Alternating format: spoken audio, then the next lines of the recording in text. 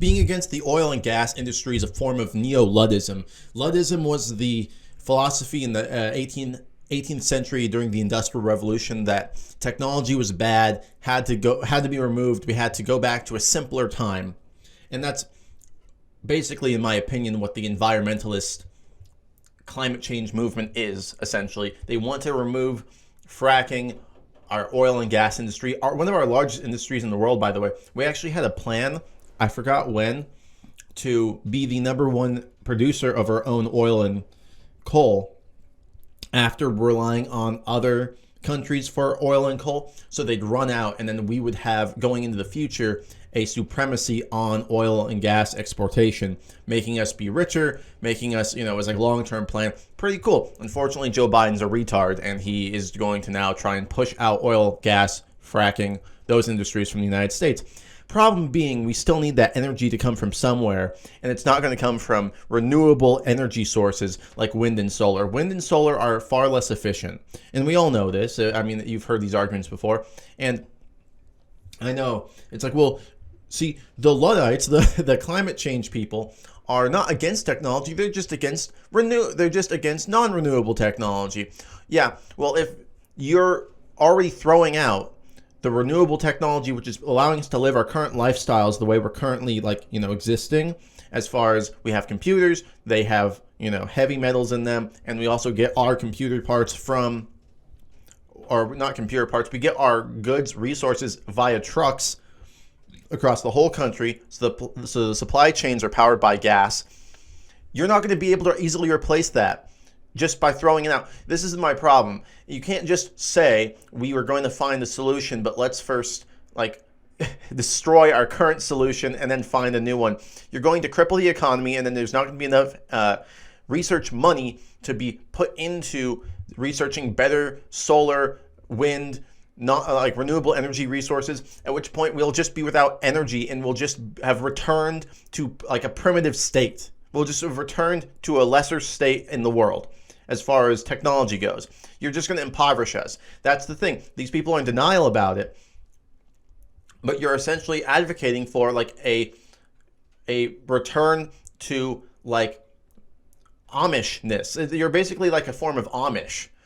And you're not going to acknowledge that, and you're also not going to be liking that lifestyle.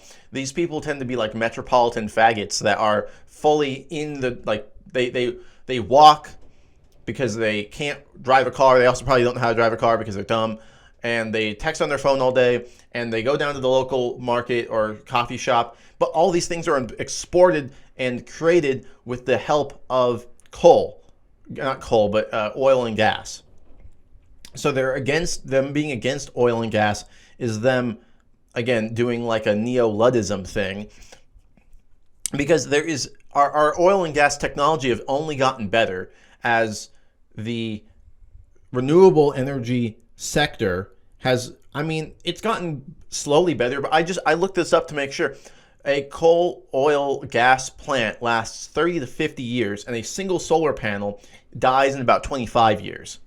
It's because they run off of a phosphorus feedback system that uses the sun's energy to break off and do a chemical reaction, basically. And those things eventually are depleted of their chemical reaction to power stuff, and it's not even as high energy producing as it would have to be to compete with oil and gas.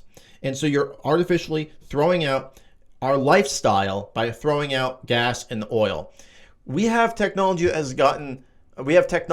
has evolved the use of processing natural gas and oil to the point where we are using a lot less of these non-renewable resources to do more, to power more, to be more efficient. And by doing that, we have been able to basically be cleaner. We've been able to produce cleaner energy over time and make those non-renewable resources last a lot longer.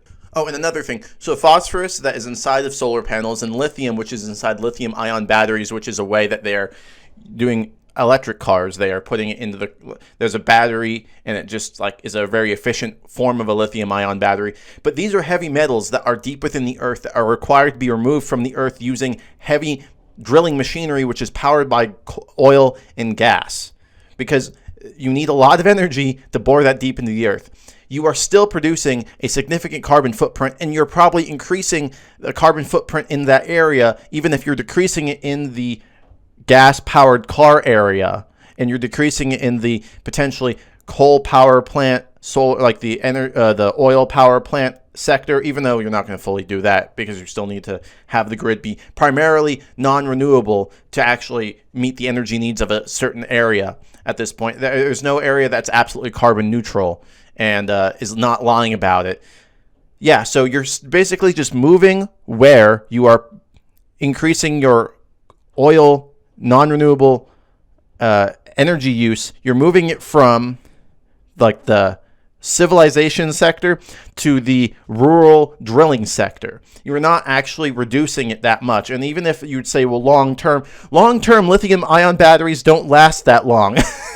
Long-term solar panels don't last that long. So your margin of reducing the carbon footprint is pretty small. You could like potentially get like 5 years of being less carbon usage on an individual level than if you were doing it in our current system. But is that you've still like not reduced it that much, and you've totally upheaved our entire structure and probably impoverished the entire country.